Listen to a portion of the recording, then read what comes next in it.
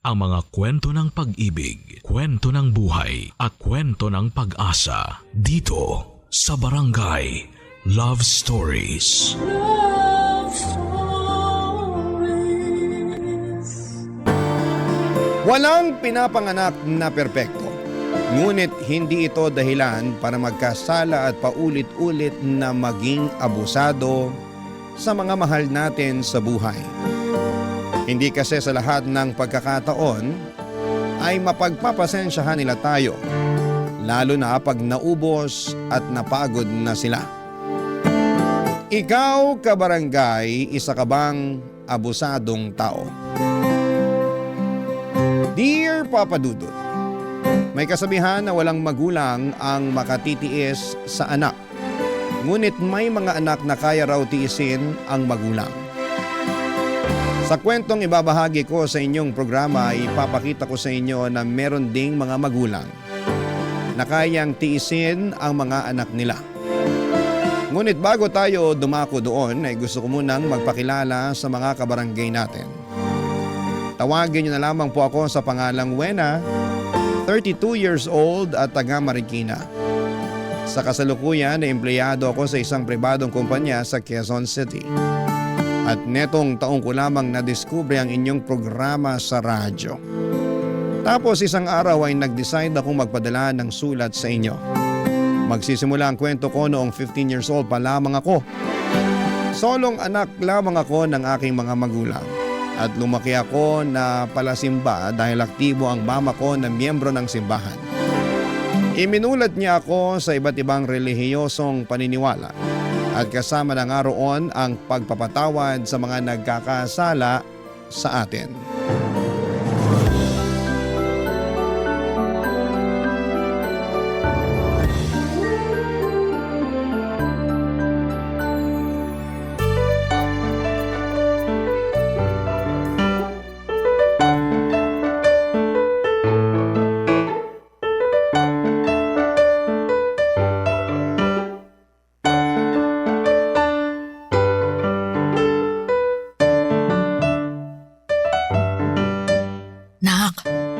Bakit naman natulog ka sa misa kanina sa simbahan?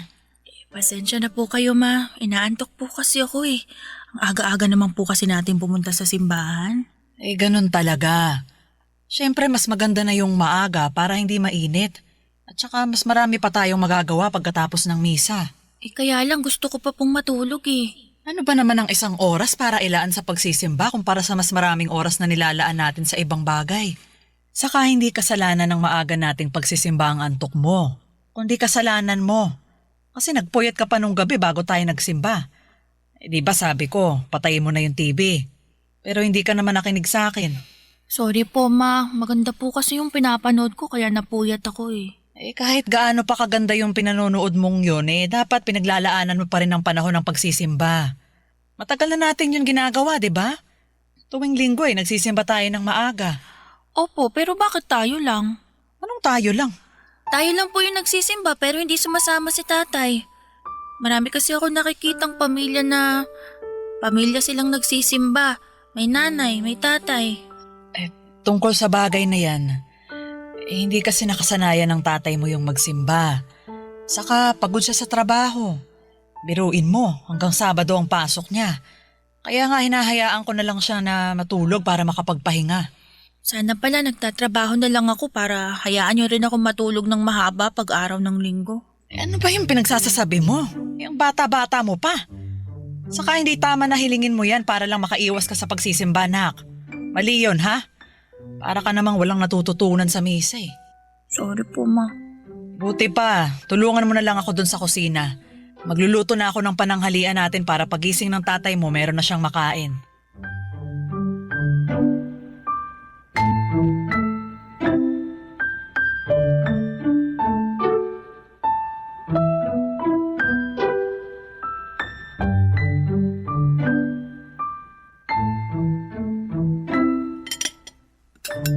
Kain ng kain, Gregor. Naalala ko, nabanggit mo kagabi na gusto mong kumain yan. Sinarapan ko talaga yung niluto kong sinigang para makahigop ka naman ng sabaw. Anong masarap dito? Ang tabang-taba nga na luto mo, Lori. Ha? Paanong matabang paulit-ulit ko yung tinikman. Pati ng anak mo kasi katulong ko siya kanina sa pagluluto. Sabi niya masarap naman daw. Di ba, Wena? Opo, masarap po. Aba, sinasabi niyo ba na sinungaling ako kasi ako lang ang hindi nasasarapan dyan sa luto mo? Hindi naman sa ganon. Anong hindi sa ganun? Yun ang mismo pinalalabas ninyo. Hinaan mo nga yung boses mo. Hindi mo kailangang sumigaw dahil naririnig ka naman namin ng anak mo. Saka nasa harap tayo ng pagkain. Baka gabaan tayo. Gaba-gaba, hindi naman totoo yun. Kung ano-ano na lang talaga yung mga pinaniniwalaan mo, alam ka na ba sabihin kung masarap tong luto mo kung hindi naman? Hindi ko na yan makakain, nawala na ako ng gana. Teka, saan ka pupunta? Di mo pa natatapos yung pagkain mo, oh? Hindi ka ba nakikinig o sadyambing ka lang? Sabi ko hindi ko na yan makakain kasi nawalan na ako ng gana. Hindi naman masarap yung luto na pinagmamalaki mo. Ang tabang para akong humihigop ng tubig na may mantika. Ay, sobra ka naman magsalita. Pinaghirapan namin ang anak mo na lutuin yan. Kaya nga sana inayos nyo na rin. Sana sinarapan nyo para hindi naman masayang. Buti sana kung pera nyo pinambibili natin ang ulam, may pera ko naman. Anak na ko, bakit umiiyak yung anak mo? Wala naman akong ginagawa sa kanya. Ay, malamang. Natakot sa lakas ng boses mo. Ay, nak, huwag ka nang umiyak, ha? Naku, nag-iinarte lang naman yan. Ay, buti pa kakain na lang ako sa labas. Sigurado pa ako na masarap kakainin ko doon kaysa dito sa lintik na pamamahay na to. Papa Dudut, kung anong bait palasimba, maunawain at mapagpatawad ng mama ko, ay kabaligtaran naman niya ang ugali at budhi ng papa ko. Maliit pa lamang ako ay gano'n na ang personality niya. Yun bang reklamador, bayolente, nakaangil palagi at palamura at mapang-insulto kahit na sa aming pamilya niya. Ewan kung bakit siya ganon, ngunit sa kabila ng lahat ay matyagang nakisama sa kanya ang mama ko. Pero sa totoo lang, habang nagkakaedad ako ay unti-unti akong nawala ng amor sa tatay ko. Hindi ko kasi naramdaman sa kanyang pagiging ama. Kaya madalas ay napapatanong ako kung ano ang pakiramdam na mahalin ng isang tatay. At sa tuwing pinahahayag ko kay mama, ang pagkadismaya ko tungkol sa ugali ng tatay ko ay palagi niya akong pinapaalalahanan. Nalawakan ko raw ang aking pangunawa. Sa makatuwid ay gusto niya na ako ang mag-adjust sa ugali ni Papa na sa bawat araw na lang yata na ginawa ng Diyos ay mas lalong lumalala.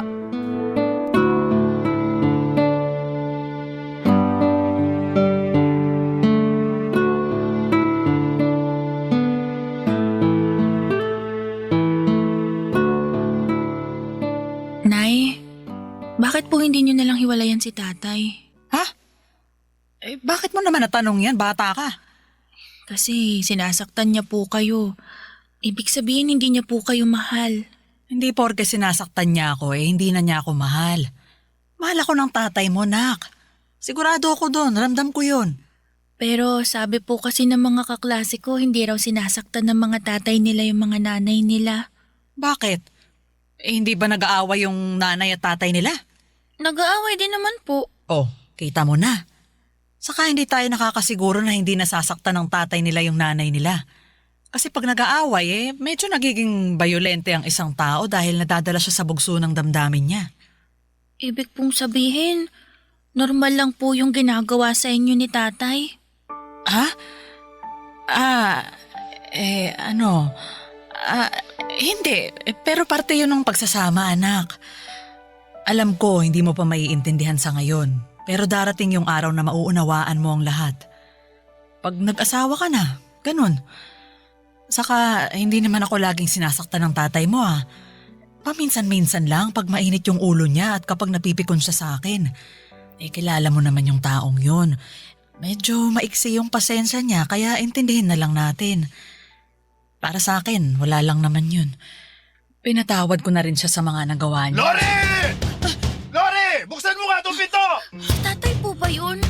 Oo, anak. Teka, dito ka lang ha. Pagbubuksan ko lang siya ng pinto.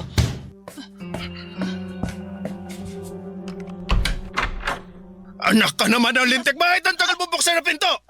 Aray ko, Gregor! Bakit mo naman ako sinasabunutan? Nagtanong ka pa talaga eh. Pinapapak na nga ako ng lamok sa labas dahil sa bagal mo. Pagbuksan ako ng pinto! Paanong mabagal? Pinagbuksan nga kita. Sumasagot ka pa talaga, ha? Ayan! Ayan dapat sa'yo! Aray ko! Parang ako mo na, bitiwan mo ako! Ayoko! Sa kasino ka para utusan ako, ha? Ako pa rin ang masusunod sa pamamahay na to! Hindi ikaw, kaya wag na wag mo akong uutusan! Lasing ka lang eh!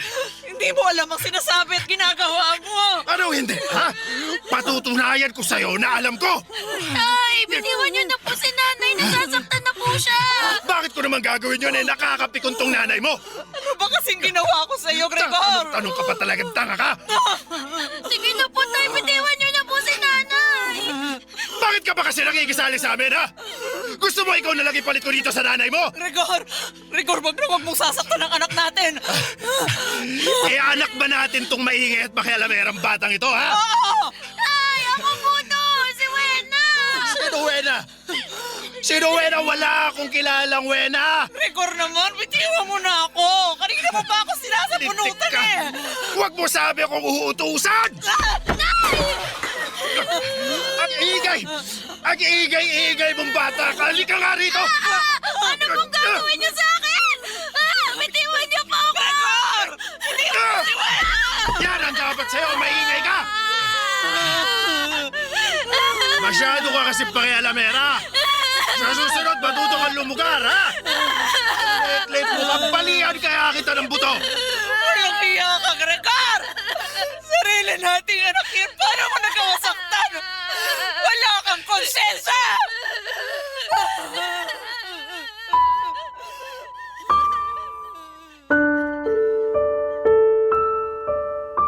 Papadudot dahil sa nangyari ay mas lalo lamang lumalim ang galit ko sa papa ko. Hindi na kasi siya nagbago katulad ng sinasabi ni mama na palagi raw niyang pinagdarasal sa Diyos. At patunay nga ang nangyaring pananakit niya sa aming dalawa. Natakot ako ng sobra para sa kaligtasan namin ng mama ko. Mabuti na lamang at umalis din si papa sa bahay pagkalipas ng ilang minuto at wala kaming ideya kung saan siya nagpunta. Bago kami matulog ay paulit-ulit kong ipinagdarasal sa Diyos na sana'y hindi na umuwi sa bahay namin ng papa ko. Wala akong pakialam kung ano ang mangyari sa kanya sa labas ng pamamahay namin, masigurado ko lang na ligtas kami ng aking mama. Ngunit kabaligtaran noon ang dasal ni mama noong marinig ko siyang humihikbi sa altar namin sa bahay. Kung gaano ko kasi kagusto na hindi na bumalik sa bahay at buhay namin ng papa ko, panay naman siya ng paghiling na sana ay umuwi na raw ang kanyang pinakamamahal na asawa. Barangay Love Stories. Barangay Love Stories. Ewan papadudot, pero habang tumatanda ako ay natuto na rin po akong magtanim ng galit at tampo sa mama ko. Masyado kasi niyang mahal ang papa ko hanggang sa punto na ayos lang sa kanya na pisikalin niya ito. Katwiran niya ay may mga araw naman daw na mabait si papa sa kanya at magkasundo sila. Kaya lang ay mas madalas ay mainitin naman ang ulo nito at mapanakit.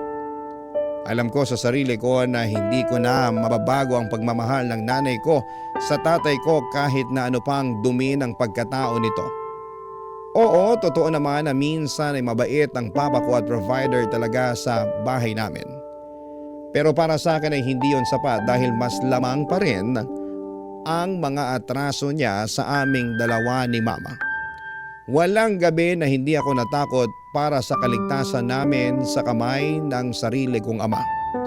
Isang gabi habang nasa kalagitnaan ako ng mahimbing na tulog, ay nagising ako dahil sa pagtatalo ng mga magulang ko o papadudot.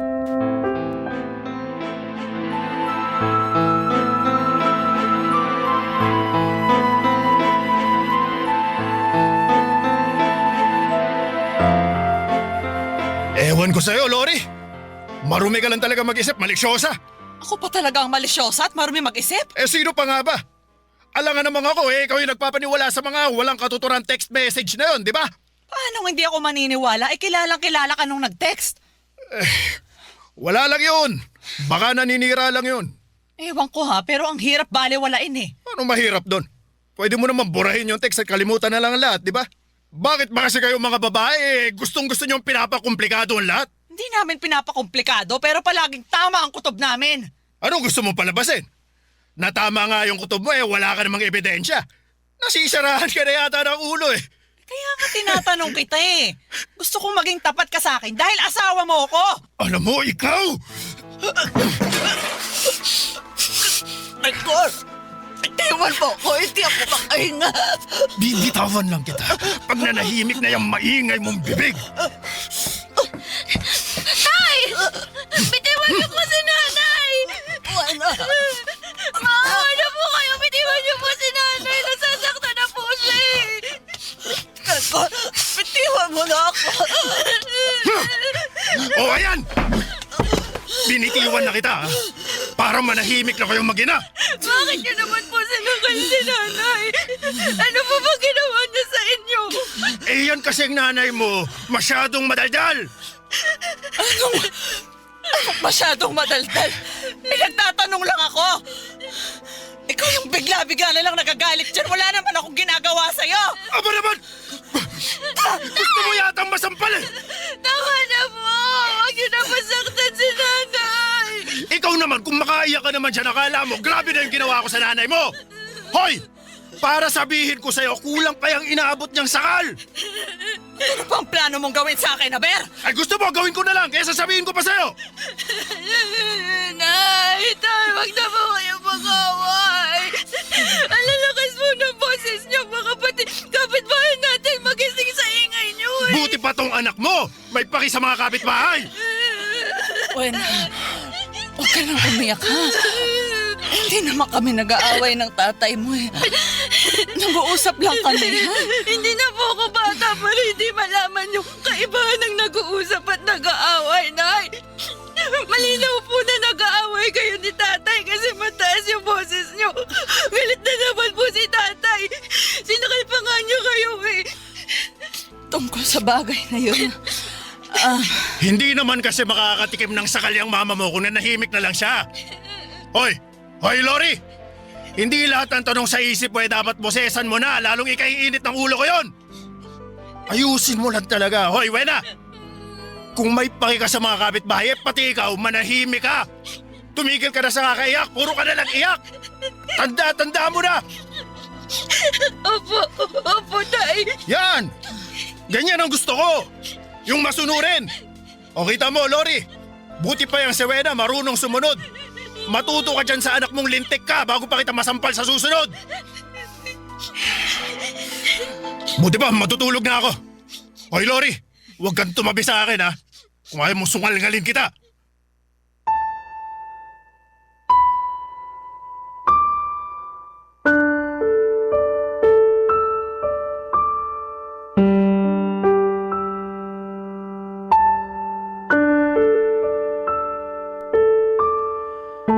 Papadudot ang akusasyon na yon ng mama ko sa papa ko ay unti-unti niyang pinatotohanan noong nagsimula siyang hindi umuwi ng regular sa bahay namin. At wala kaming kaalam-alam ni mama kung saan siya naroroon. Bagaman malakas ang hinala namin na posible siyang umuwi sa kabit niya, nanatiling tikom ang bibig ng nanay ko at hinayaan niya na ang luha niyang magsabi ng sakit na kanyang nararamdaman. Ngunit isang araw, nagulat na lamang ako noong ibinalita sa akin ng nanay ko na alam na raw niya ang kinakaroonan ni Papa. Tama rin daw ang hinala namin na ang kabit nitong babae ang inuuwian nito. Kaya sinugod daw niya mga ito sa nirerentahan nilang apartment. Nagbanta rin daw siya na isusuplong sa opisina nila ang kalokohan na ginagawa nila kapag hindi pa raw sila naghiwalay. Dahil sa nangyari, bumalik sa bahay namin si Papa pero napansin ko na lamang na mas lumala ang ugali niya.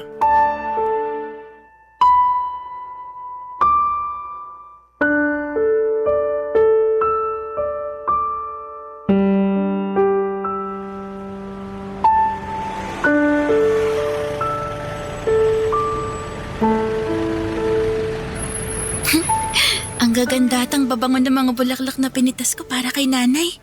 Excited na akong ibigay ito sa kanya. Aru! Wena! Ay, Wena! Ay, naku, buti naman nandiyan ka na. Eh, bakit po, Aling Hilda? Yung nanay mo! Andun sa inyo, binubugbog na naman ang tatay mo! Ah, mabuti pa, puntahan mo na! Awatin mo na kasi baka ano pang magawa ng tatay mo sa nanay mo! Ano, bilisan mo na umuwi! Dali na! Opo.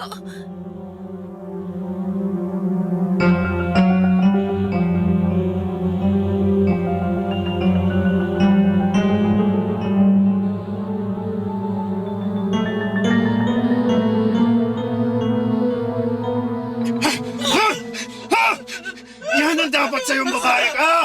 Ha? Bubunutin ko lahat ng buhok mo sa anit! Ha? Hindi mo ako! Nasasaktan ako! Tay! Bitiwan niyo po si nanay! Oo ba? Nandito na pala ang tagapagtanggol mo eh! Wala! Ha? Umalis ka na! Po, ayoko po, hindi ko po kayo iiwan dito! Umalis ka na! Takbo na, anak! Baka mamaya madamay ka pa! Hindi ko po kayo iiwanan dito, Nay! Nakakatuwa naman kayong mag-ina! Kung ayaw mo palang iwanan ng nanay mo, di dalawa na lang kayong sasakalin ko! Igor! Huwag mong sasaktan ang anak ko! Anak ng hayop ka, Lori! Tinulak mo ako! Takbo na, Wena! Takbo na! Tara na, dali! Opo, Nay! Opo, Nay!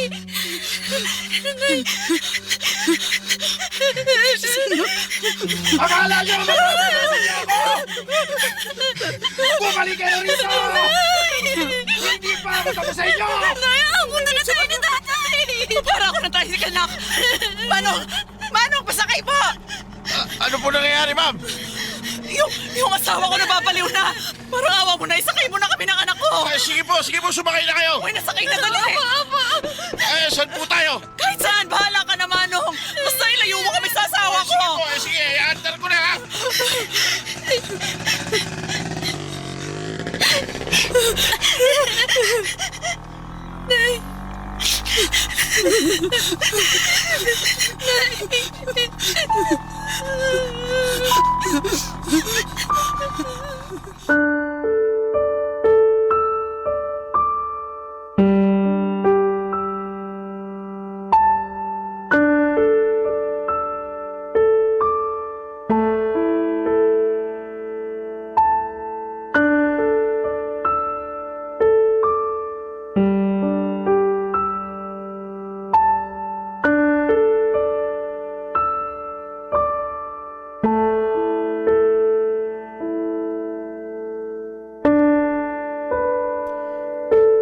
Papadudot nakatakas kami ni Mama sa naguhirimentadong si Papa.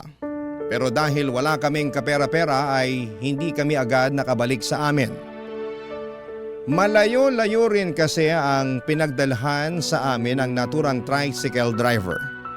Wala nga kaming dalang pera, buti at hindi na kami siningil ni Manong. Dahil sa sitwasyon namin, kinagabihan ay natulog na lamang kami sa tabi ng kalsada. Mahirap, papadudot at masakit sa likod na humiga sa malamig na simento na tanging karton lamang ang iyong sapin. Pero napagtiyagaan namin yun ni Mama sa loob ng 2 araw.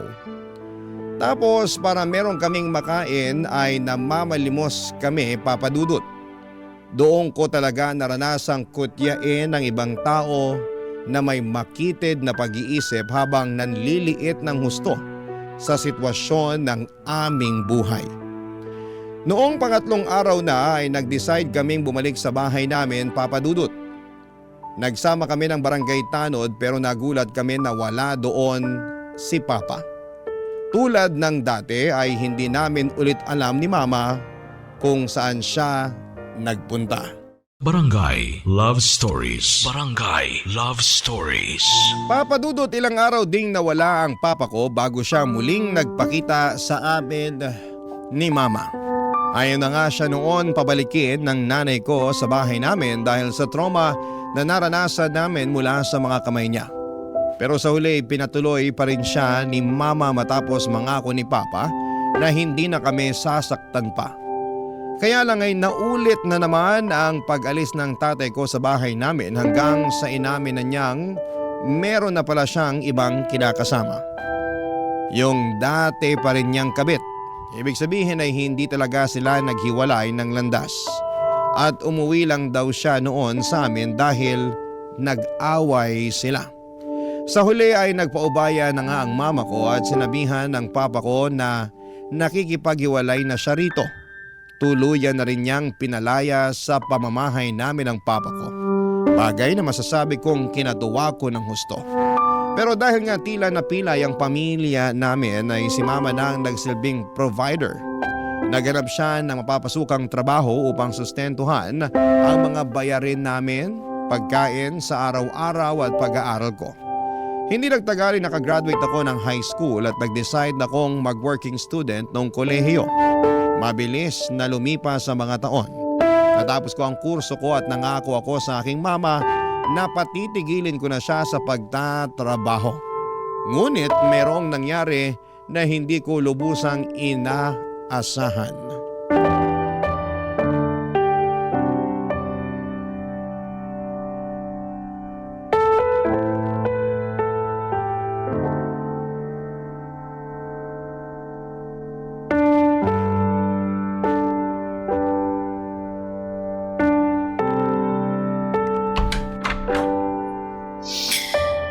Dito na po ako. Grabe, parang habang tumatagal palala ang traffic dito sa atin Hindi na makatarungan. Umalis akong fresh kaninang umaga tapos uuwi akong depressed ngayon. Halata nga. Ang gulo na ng buhok mo. Parang di ka na nagsuklay bago umalis sa opisina nyo. O siya. Buti pa kumain ka na muna. Maupo ka na rito at sakto pagdating mo katatapos ko lang magluto ng hapunan natin. Ay, ano pong ulam, Nay? Pritong bangos. Ay, wow, tagal ko na pong request niya, Nay Oo, kaya nga niluto ko na para bawing-bawi sa pagod mo ng buong araw. Halika na rito sa mesa. Masamang pinaghihintay ang grasya. Opo, Nay.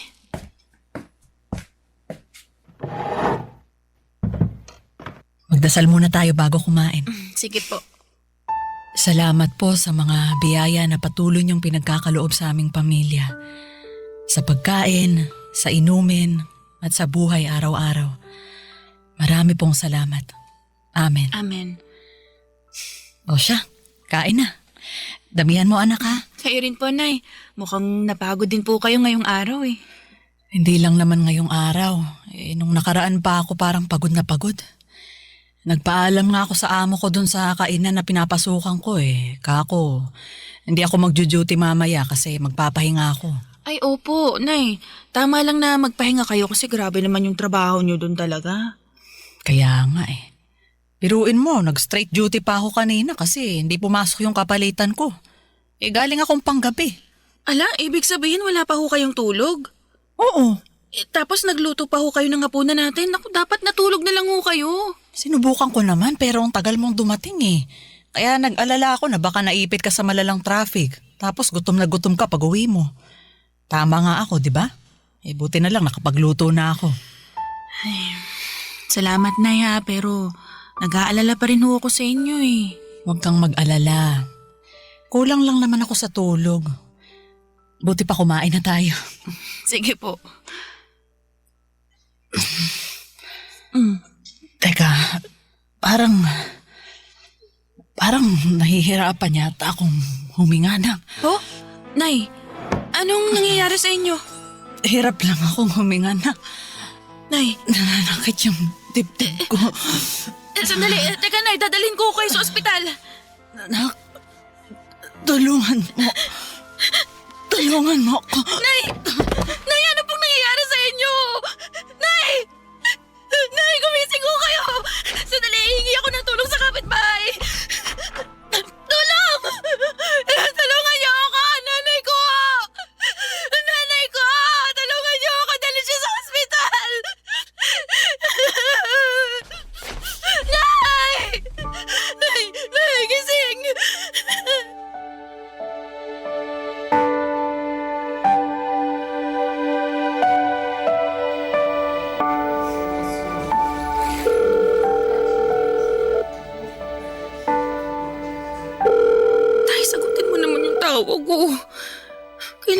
kailangan kita ngayon dahil nasa ospital si nanay. Maawa ka naman, Tay. Kung may pakialam ka pa sa amin, sagutin mo tong tawag ko. Sino rito ang kamag-anak ng pasyente? Ako po, Dok. Nanay ko yung pasyente. Pasensya ka na, Iha. Pero wala na ang nanay mo.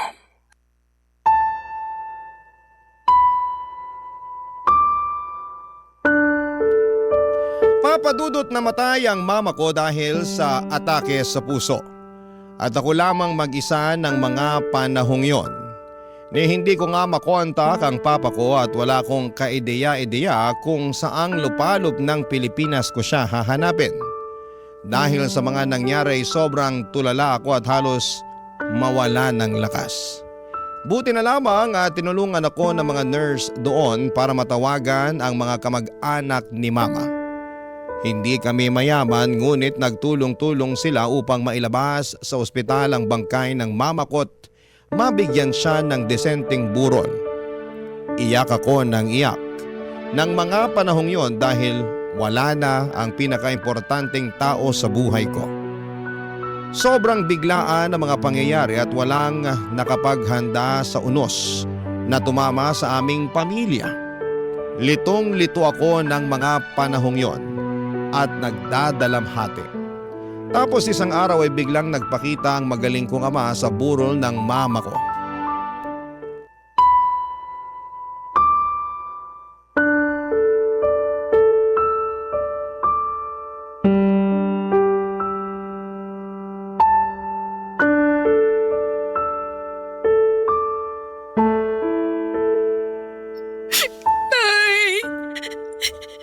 Nay naman eh.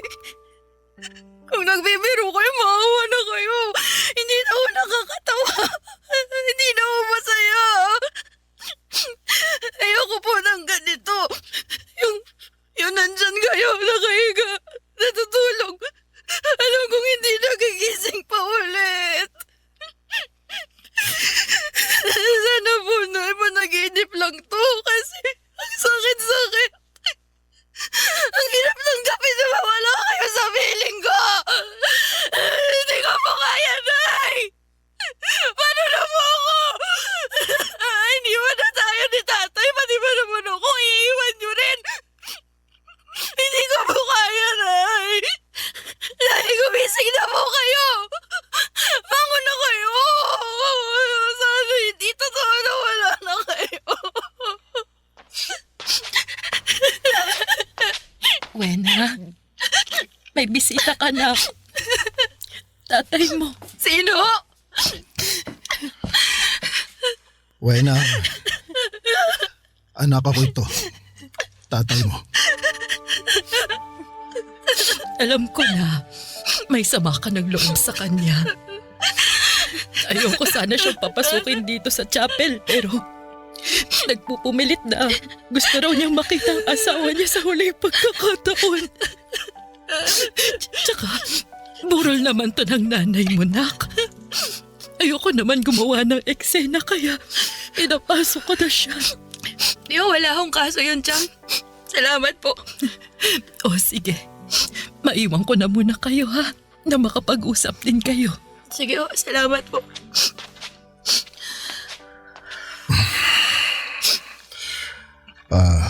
Kapal din talaga ng mukha niyo magpakita ngayon dito, no? Nung kailangan ko kayo sa ospital, hindi ko man lang kayo matawagan. Nagre-ring naman yung cellphone niyo pero hindi niya sinasagot. Patawarin mo ako, anak. Hindi ko naman alam na tumawag ka pala nun. Kung alam ko lang, sana sinagot ko. Paano hindi niyo alam? Bakit hindi niyo mahawak yung cellphone niyo? Oo, wala sa akin. Asan? Sa kabit niyo? Kaya hindi niya sinasagot kasi ako yung tumatawag. Siya rin yung nagpatay ng cellphone niyo, ganon? Oo, pero nag-away na kami. Nagalit ako sa kanya kasi hindi niya sinabi agad na... Ano gusto niyo maramdaman ko, ha? Magtatalon ako sa tuwa dahil nagalit kayo, inaway niyo siya? Hindi naman sa ganon, anak. Wag niyo akong tatawaging anak dahil hindi ko matandang nagpakatatay ka sa akin. At kahit na hanggang sa huling sandali ng nanay ko, wala kayo! Wala ka! Alam mo, kasalanan niyo talaga kung bakit siya namatay eh. Kung hindi niyo sana siya pinasakitan noon, binugbog, pinasama ang loob, eh di sana kasama ko pa rin ang nanay ko ngayon. Kayo talagang pumatay sa kanya. Kaya nga gusto kong humingi ng kapatawaran sa nanay mo. Eh, anin niya pa yung kapatawaran sinasabi niyo? Hindi niyo na yan maririnig pa. Sige nga. Sana patawarin mo ako. Nagsisisi na ako. Walang sandali simula nung malaman kong namatay na si Lori na hindi ako binagabag ng kalooban ko. Sinasabi niyo ba na kung hindi namatay ang nanay ko, hindi pa kayo mapapagabag at magsisisi? Sabi na ang nakakapal ng pagmumukha mo. Buti pa umalis na kayo rito. Ayoko na makita ang pagmumukha mo dahil nasusuka ako sa pagkatao mo. Wala kang karapatang makita ang nanay ko kahit nasa huling sandali niya dahil wala kayong kwentang asawa. Uwe na naman. Huwag mo naman ako ipagtabuyan. Tatay mo pa rin naman ako eh. Hindi na kita tatay. Simula sa mga oras na to, pinuputol ko ng ugnayan natin sa isa't isa. Kaya lumayas ka na. Layas!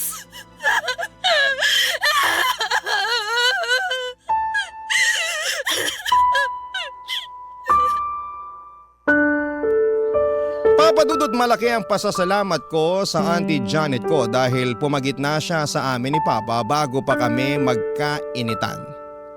Buti na lamang din at nakinig siya sa auntie ko na umalis na lamang, Papa Dudut. Pagkaalis niya ay napahaguluhol akong muli dahil sa magkahalong galit at matinding sama ng loob. Para sa akin, Papa Dudut, ang kapal na mukha ng papa ko na magpakita sa burol ng mama ko at umakto na nagsisisi pero noong nabubuhay pa naman si mama ay hindi namin mahagilap ang anino niya. Kaya nga pinangatawanan ko na lamang na hindi niya makikita ang mama ko hanggang sa huling hantungan nito. At kahit na masakit, kahit na mahirap mabuhay ay nagpatuloy pa rin po ako. Walang araw na hindi ko nami-miss si mama kahit na ilang taon na ang lumipas. At kahit na alam ko na nandyan pa naman ang papa ko ay hindi ko talaga siya kayang patawarin. Pero netong 2025 lang ay nag-reach out siya sa akin at sinabi niya na meron siyang malubhang sakit. Pero hindi ko siya kinausap dahil ayaw ko na ulit siyang makita pa. Kung natiis niya kami noon ni mama ay mas kaya ko siyang tiisin ngayon. Hanggang dito na lamang po, Papa Dudut, ang sulat ko. Maraming salamat po sakaling mapili po ninyong i-ere sa programa ninyong Barangay Love Stories. God bless po and more power sa inyong programa. Ang inyong kapuso at kabarangay forever, Wena.